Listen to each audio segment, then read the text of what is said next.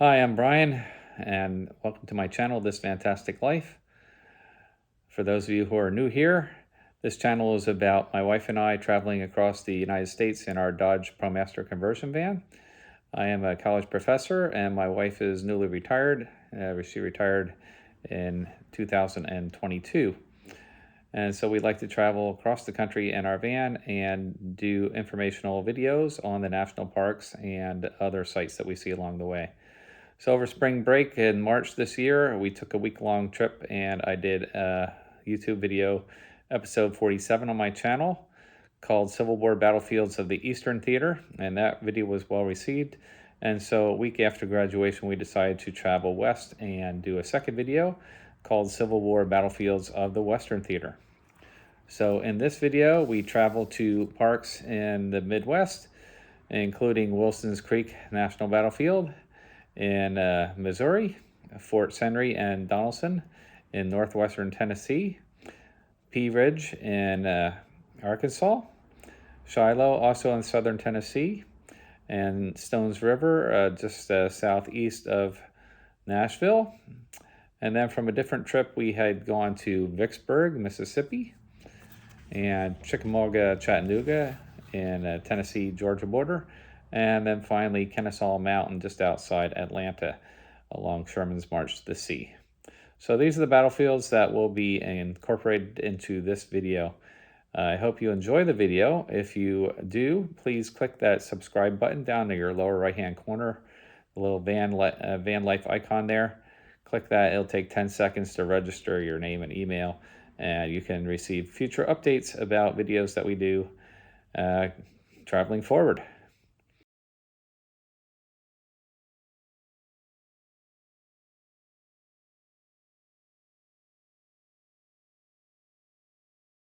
I'm here at Wilson's Creek National Battlefield in southwestern Missouri, site of the first major battle of the Civil War in the Western Theater. It was here on August the 10th, 1861, that Union General Nathaniel Lyons, with 5,000 troops, decided to attack his Confederate adversary, Sterling Price, who had 12,000 troops encamped along the side of Wilson's Creek. Although the battle was a Confederate victory, in the tactical sense, it was essentially a Union victory because this gave Missouri time to organize a state legislature that was sympathetic toward the Union and helped to keep Missouri in the Union hands throughout the war.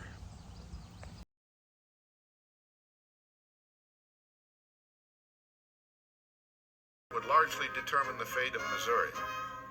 The North's situation was desperate. Union General Nathaniel Lyon had concentrated 7,000 United States regulars, volunteers, and home guards in and around Springfield, over there, about 10 miles from Wilson's Creek. But many of Lyon's volunteers were nearing the end of their enlistments. Although Lyon begged his superiors for more troops and supplies, his pleas were denied. To oppose Lyon, troops from the Confederate states west of the Mississippi, along with Arkansas state forces, had come to Missouri to reinforce General Sterling Price's pro-secessionist Missouri State Guard. They outnumbered Lyon's army 2-1. Approaching Springfield cautiously, the Southerners halted and went into camp on both sides of Wilson's Creek. The location along the Wire, or Telegraph Road, the main highway leading to Lyon and Springfield, made it an ideal camping ground, with abundant water, grass, and crops for men and horses. Confederate General Benjamin McCulloch, the overall Southern commander, planned an attack on Springfield, while General Lyon planned a surprise attack on the Southerners. Lyon's strategy was to cripple his enemy, allowing him to retreat safely to the railhead at Rolla. On August 9th, an early evening shower canceled McCulloch's march on Springfield. But in the meantime, Lyon's army left Springfield in 2 columns, one under his command, the other led by Colonel Franz Sigel, to attack the enemy camp from 2 directions. August 10th, 4 a.m. The Federals advanced on the sleeping Southern camp. 5 a.m. The battle began. Lyon's troops encountered a small force of Missouri State Guard cavalrymen and forced them to retreat.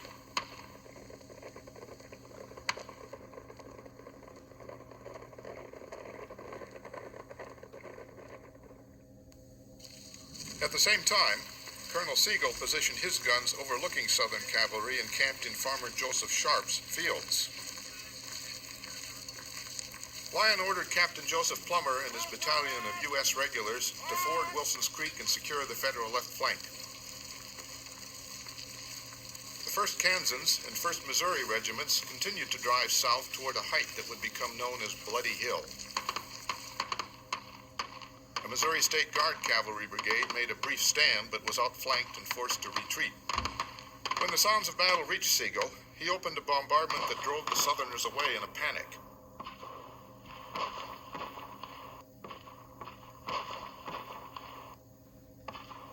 Sigel began a triumphant advance. 6 a.m.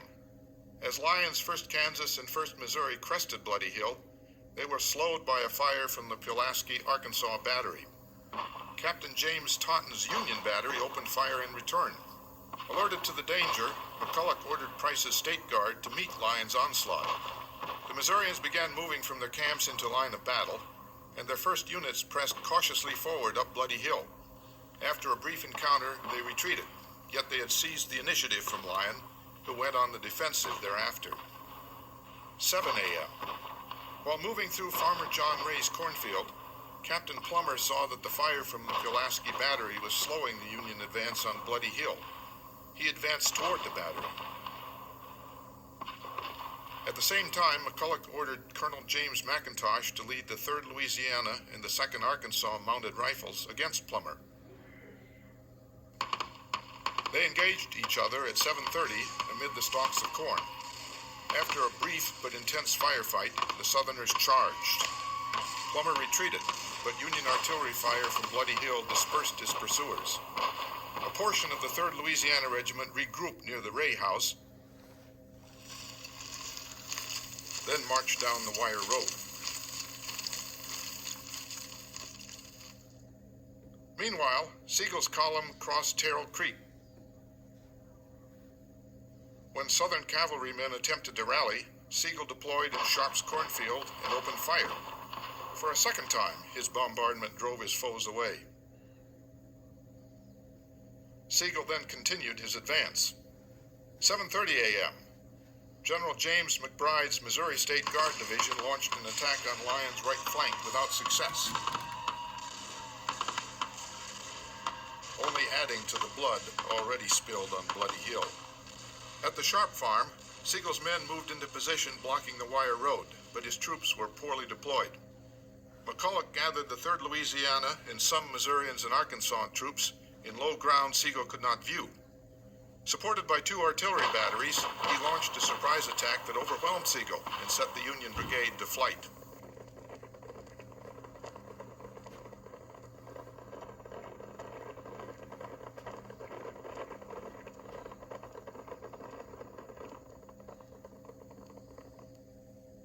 A.m. With most of his state guardsmen finally in position, Price began a second assault up Bloody Hill, nearly breaking the center of the Union line. Lyon was mortally wounded while repositioning his troops. He was the first Union general to be killed in combat during the Civil War. Command of the Union Army passed to Major Samuel Sturgis. 10 a.m. Part of Colonel Elkanah Greer's Texas Cavalry Regiment launched an attack on the Union right and rear, diverting Federal attention,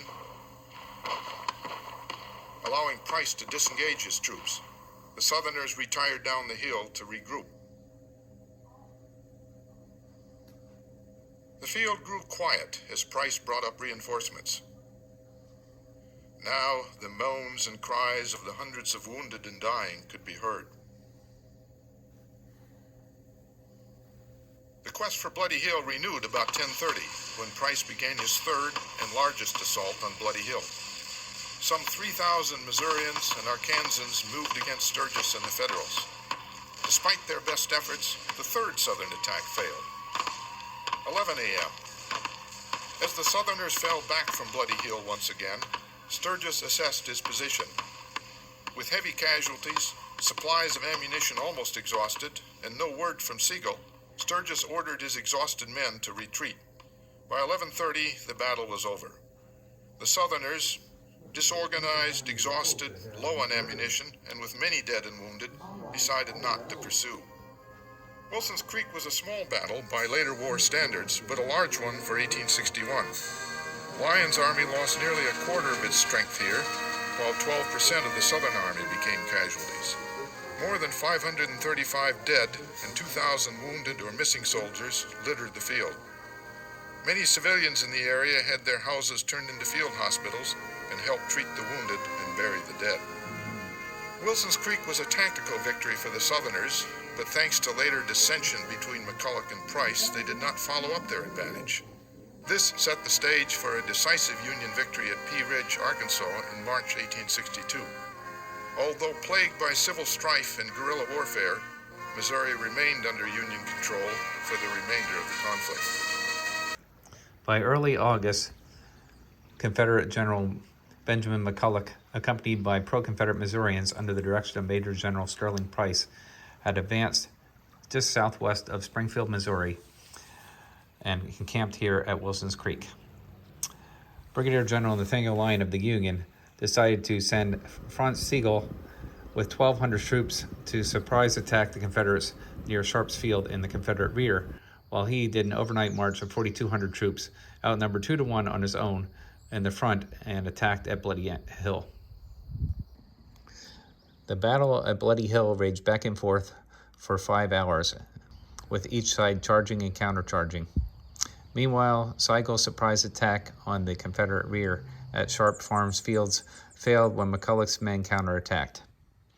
At around 9:30 a.m., Brigadier General Nathaniel Lyon, who had already been wounded twice in the battle, was killed leading a countercharge. He was the highest-ranking officer in the entire Civil War to be killed in the course of battle. The Battle of Wilson's Creek was over. Losses were about equal on both sides, 1,300 for the Federals and 1,200 for the Confederates, but the Southerners held a tactical victory.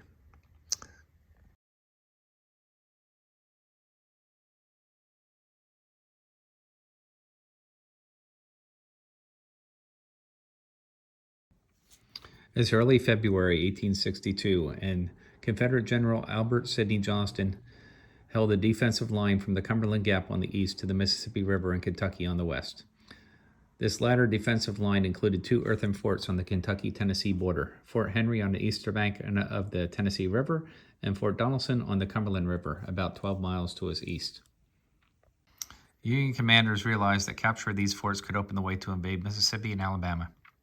Setting sail from Cairo, Illinois on February 2nd, Brigadier General Ulysses S. Grant, accompanied by Flag Officer Andrew Foote and a flotilla of gunboats, including some ironclads, headed south down the Tennessee River. They attacked Fort Henry on February the 6th. From February 13th to the 15th, Grant's forces attempted to surround Fort Donelson. Meanwhile, Foote's gunboats on February 14th were repelled by Confederate batteries. The rejoicing Confederates didn't have long to celebrate, however, as Grant's forces had them surrounded. A breakout attempt on February 15th failed. It was left to Simon Buckner, a friend of Ulysses S. Grant from his West Point days, to come to Grant and ask for terms of surrender. This is the Dover Hotel, also known as Surrender House. Following the battles of Fort Henry and Fort Donelson, General Ulysses S. Grant came to fame here because when General Buckner asked Grant for terms of surrender, Grant's answer was short and direct. No terms except an unconditional and immediate surrender can be accepted. Following this, the letters U.S. and U.S. Grant became known as Unconditional Surrender Grant.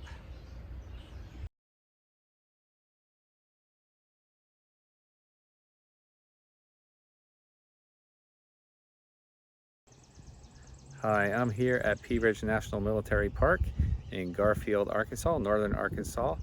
And you can see the van behind me in the frame here. The Battle at Pea Ridge took place on March the 7th and March the 8th, 1862, and it was a battle that saved Missouri for the Union. So following Wilson's Creek in 1861, the Confederates retreated to Arkansas, and then they regrouped under the leadership of Earl Van Dorn with about 16,000 troops, and they advanced here to Pea Ridge to oppose Samuel Curtis of the Union, who had about 10,500 troops. And on the morning of March the 7th, after 3 days of double quick in the mud, the Confederates surprised Curtis by attacking from behind his lines. So they completely sneaked around the backside, and they were about to attack his supply line, and they would have immediately cut him off from his supplies and caused large devastation to the Union Army had they succeeded. However, during the march, the divisions got separated, and Ben McCulloch's forces were lagging behind, while the main force was ahead at Elkhorn Tavern. And so McCulloch's forces were discovered and attacked by 3 cannons under Osterhaus, who helped to save the day there and slowed them down and did not allow the Confederates to regroup along the Ford Road. During that battle, Ben McCulloch, the leader of that division, was killed, and his subordinate was also killed, James McIntosh, in the same battle. So without leadership, the Confederates were unable to seize the advantage. And then on the morning of March the 8th, the regrouped Union forces had an artillery barrage of the Confederate line, where they fired off 1,800 cannon shots per hour for about 3 hours. So that's 1 cannon shot every 2 seconds, if you can imagine that. It was the largest artillery parade at that point in the war, and eventually it caused Van Dorn, who was running low on ammunition, to retreat once again, and it saved Missouri for the Union.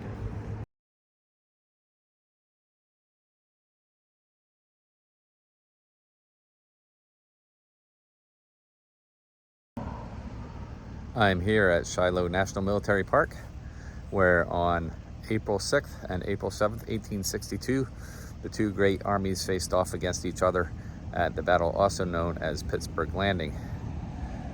Confederate General Albert Sidney Johnston's troops decided to advance from Corinth, Mississippi on Grant before he could be reinforced by troops from General Buell coming down the river. However, the advance was slowed by rains, and while the Confederates had seized the initiative on April the 6th, and Union forces were forced to retreat toward Pittsburg Landing, the reinforcements arrived overnight, and with Buell and Grant's combined armies, they were able to drive the Confederates back, and they eventually retreated back to Corinth. This is the 6th bloodiest battle of the entire Civil War, with over 23,700 casualties, in a place known as Shiloh, which in Hebrew means place of peace.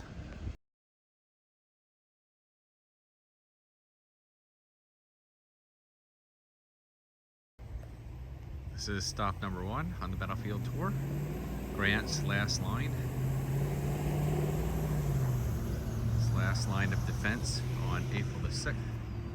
It was from here on the morning of April the 7th that he launched his counteroffensive. This is the Confederate monument. It was near here where 2,100 soldiers, Union soldiers, surrendered in a salient known as the Hornet's Nest on April the 6th. I'm now entering the thicket known as the Hornet's Nest.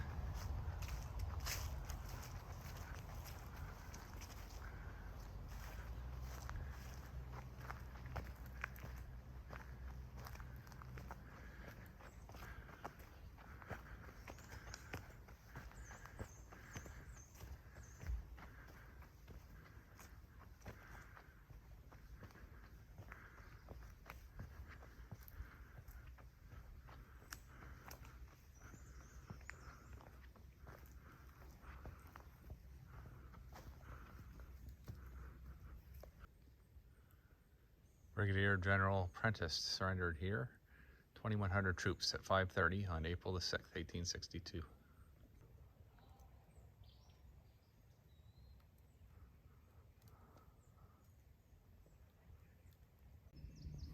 This is tour stop number 3, Duncan Field.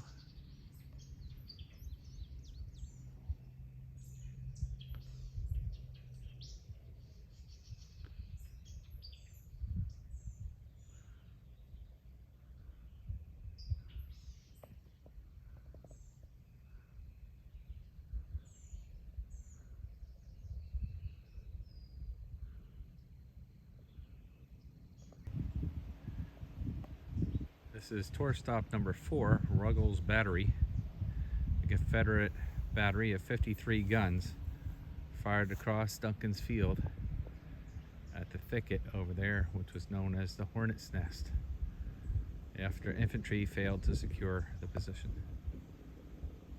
This is stop number 5, the Shiloh Methodist Church, site of the church for which the Battle of Shiloh was named. Shiloh in Hebrew means place of peace. And ironically, the battle began on Sunday, April the 6th, 1862. This is tour stop number 6, the Rhea Field, where on April the 6th, 70% of the 6th Mississippi had casualties in their assault on the Union lines.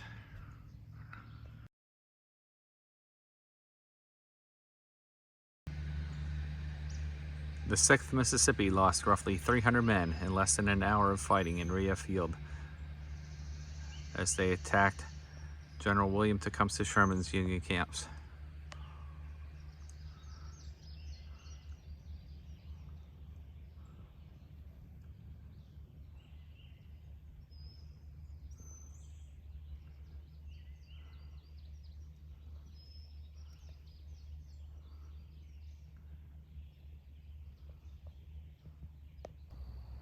This is tour stop number 7, Fraley Field. It was here where at 4:55 a.m.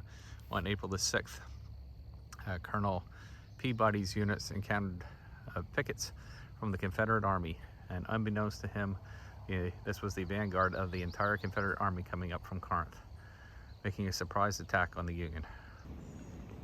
This is at tour stop number 10. This is the Sunken Road.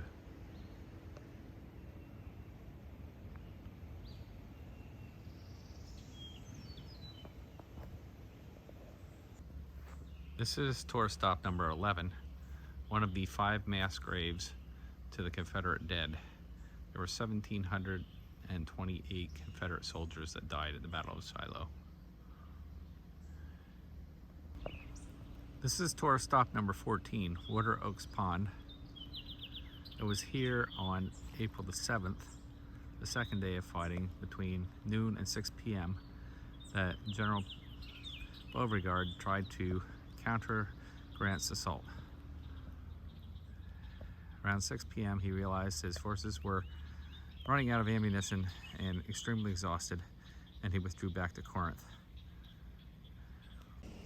This is the Johnston Memorial commemorating the death of ranking Confederate General Albert Sidney Johnston, the highest ranking general to die in any battle in the Civil War.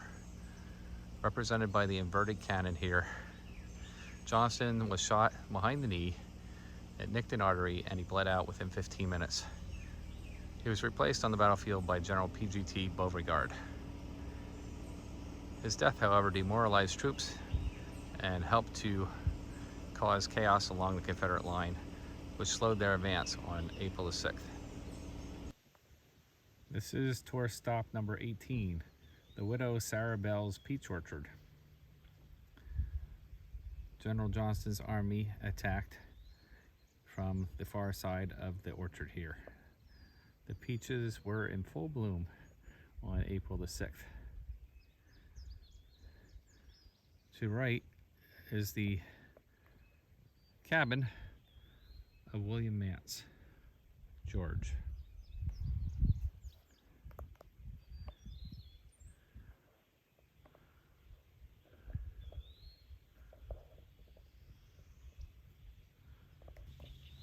This is tour stop number 19, Bloody Pond.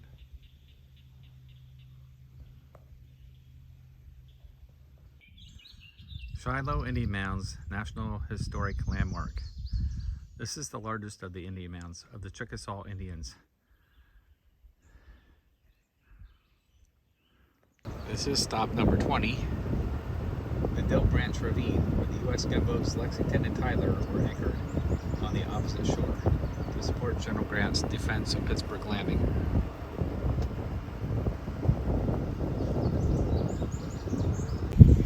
This is stop number 23, Pittsburg Landing, where the Army of the Ohio under General Don Carlos Buell arrived on the evening of April 6th to 7th to reinforce Grant's position.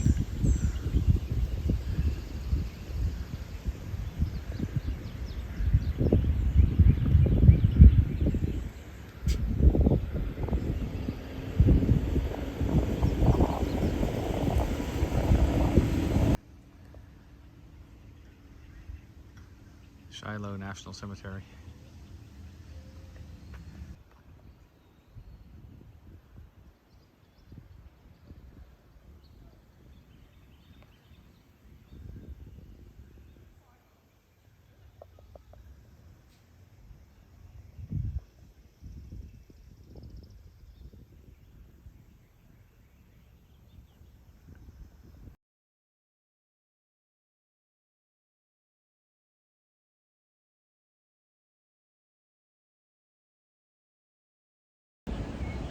Hi, I'm currently at Stones River National Battlefield, also known as the Battle of Murfreesboro in Murfreesboro, Tennessee. Now this is the situation. It's the end of 1862, and McClellan failed to pursue the Confederate Army with his Army of the Potomac after a narrow victory at Antietam. Meanwhile, Don Carlos Buell and his Army of the Tennessee also failed to advance, and right now, General Grant's army is stuck outside of Vicksburg, Mississippi.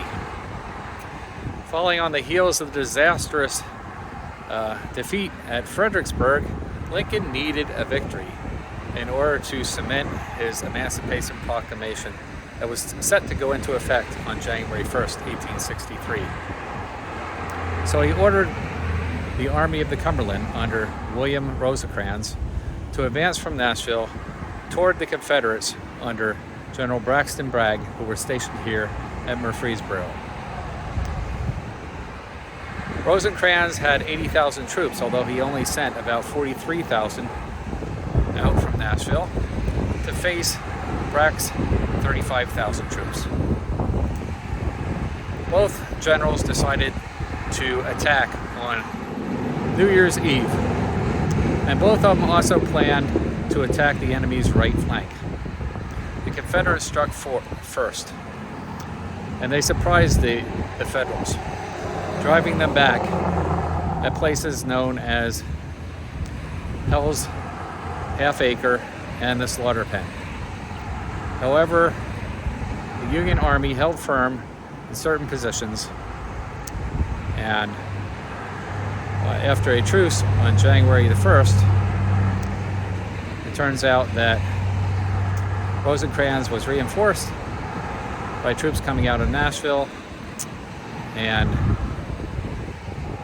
John Mendenhall had positioned 57 guns in the correct position so that when the counterattack took place on January the 2nd, the Union Army was able to advance and seize the field.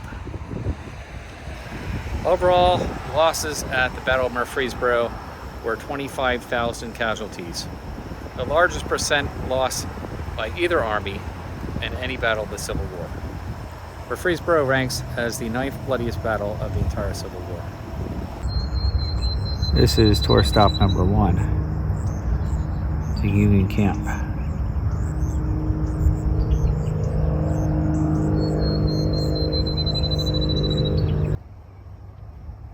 This is stop number 2, the Slaughter Pen.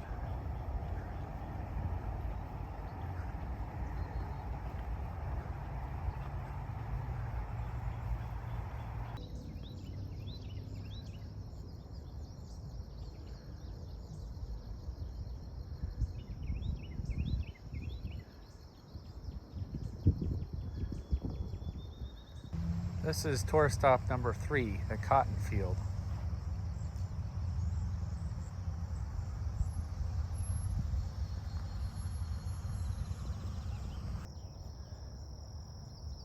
Also, stop 3, the cotton field.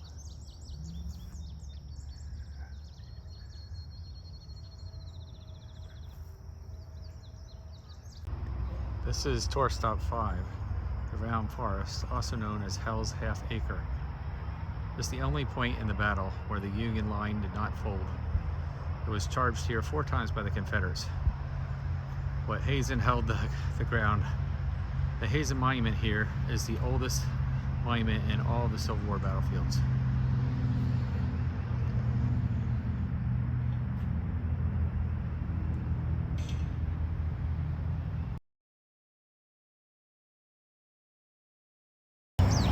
This is tour stop number 6, McFadden's Field. Down below there on your lower left is McFadden's Ford. The Confederate troops had to advance across the icy banks of the Stones River on January 2nd in order to assault this position. It was here that John Mendenhall had placed 57 Union cannon. The Union cannon completely raked row after row of Confederate attackers.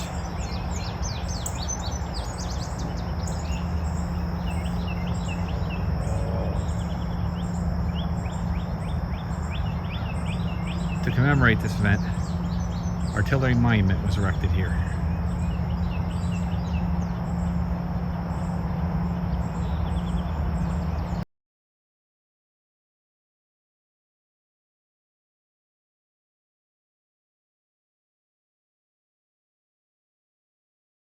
By late 1862, General Grant's objective in the Western Theater was to gain control of the Mississippi River.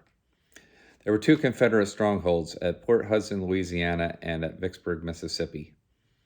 Vicksburg was the more impressive of these, with 20-foot walls and over 100 guns, and it was held by Pennsylvanian John Pemberton's forces.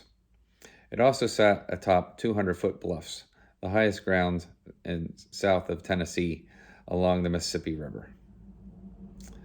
After several failed attempts, including Sherman getting bogged down in the swampy lands north of Vicksburg, and 4 failed amphibious assaults, General Grant finally decided that he was going to send 2 corps of soldiers down the western banks, while Admiral Porter slipped past Vicksburg on the Mississippi River, and then would transport them east and advance northeast toward Jackson, Mississippi, the capital, where Joe Johnston's army stood.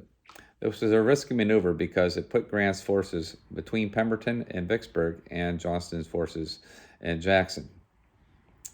However, on April the 30th, Grant was able to cross successfully at Bruinsburg, south of Vicksburg, uncontested. And then following 5 skirmishes to the east, Grant was able to defeat Johnston and seize Jackson, Mississippi, and then proceed west and try to attack Vicksburg. On May the 19th, a frontal assault was repulsed, and there were heavy casualties to the Union Army. Grant laid in for a siege.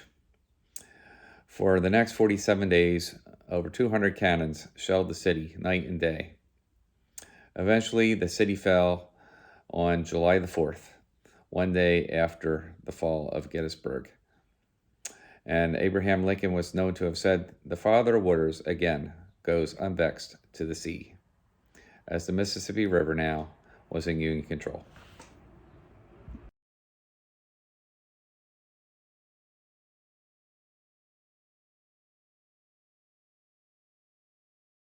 The Battle of Chickamauga, which took place on September 18th to 20th, 1863, was the 3rd bloodiest battle in the Civil War, with over 35,000 casualties. On September 18th, Union General William Rosecrans was encamped south of Chattanooga, which had formerly been occupied by General Braxton Bragg. Rosecrans had surprised Bragg by coming up from the southwest in order to cut off his supply line to Atlanta, instead of from the north, as Bragg had predicted. Therefore, Bragg abandoned Chattanooga without a fight and went off to face Rosecrans' troops, which were positioned south of Chattanooga at the Chickamauga Creek. Ironically, the Cherokee word for Chickamauga means river of death. It was here on September the 19th where Bragg proposed to attack the Union left flank. Rosecrans, knowing of these plans, overnight had shifted his best course under George Thomas to reinforce the critical left. Throughout the vigorous fighting on September the 19th, the Union lines generally held fast. On the morning of September 20th, Bragg renewed the attack. After an officer told Rosecrans that a gap existed in his lines, he pulled some of his troops out of position to plug the supposed gap, creating a real gap that Longstreet exploited. The Union had to retreat into the hills along Missionary Bridge. It was a Confederate victory. Bragg, however, failed to pursue and would then have to lay siege to the town of Chattanooga, where Rosecrans had retreated to.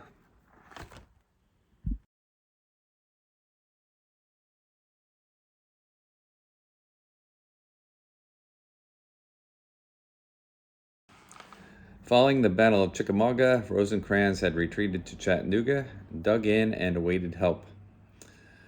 Help indeed did arrive, as Hooker sent 2 corps from Virginia, and then Grant arrived personally with 4 divisions from Vicksburg, Mississippi.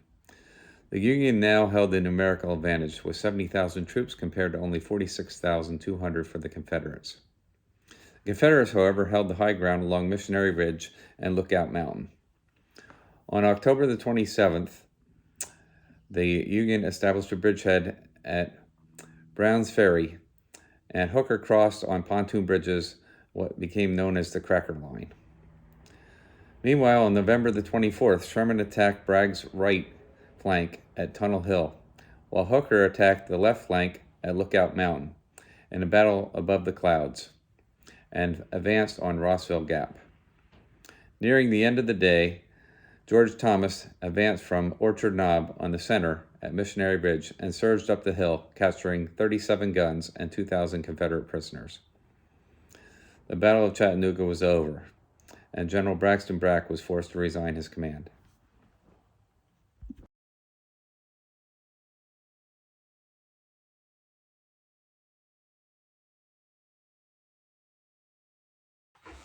In the spring of 1864, William Tecumseh Sherman advanced toward Atlanta with 110,000 Union troops, facing off against Joseph Johnston's Confederate troops numbering 65,000. Sherman advanced meticulously in a series of outflanking maneuvers, and Johnston always countered, slowly retreating back toward Atlanta. Eventually, there was only one last mountain separating Sherman from Atlanta, Kennesaw Mountain. And on June the 27th, Sherman decided to attack in 100-degree Fahrenheit weather. Sherman's plan was to attack at Pigeon Hill, a spur outcropping. And he also sent Hooker on a divisionary attack to the south. Fighting was fierce, with hand-to-hand combat at a place known as Dead Angle. Sherman's troops, however, had to cross a creek and were easily mowed down. Sherman lost 3,000 men to only 1,000 Confederates. Although Sherman lost the battle, his diversionary tactics to the south actually outflanked Johnston, and the Confederates were forced to withdraw closer to Atlanta. Johnston was replaced by General John Bell Hood, who immediately launched several attacks on Sherman's troops at Peachtree Creek and the Georgia Railroad on July 20th and July 22nd. Both of these attacks ended in defeat, and eventually Atlanta fell to General Sherman on September the 2nd, 1864.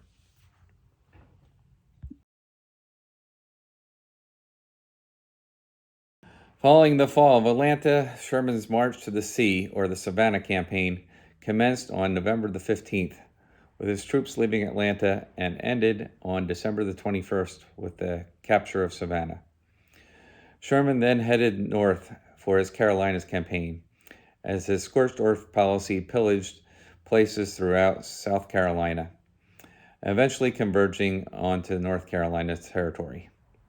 Following Lee's surrender to Grant on April the 9th at Appomattox Courthouse, Johnston sent a peace delegation to General Sherman at Bennett Place in North Carolina on April the 18th, and his troops surrendered to Sherman there.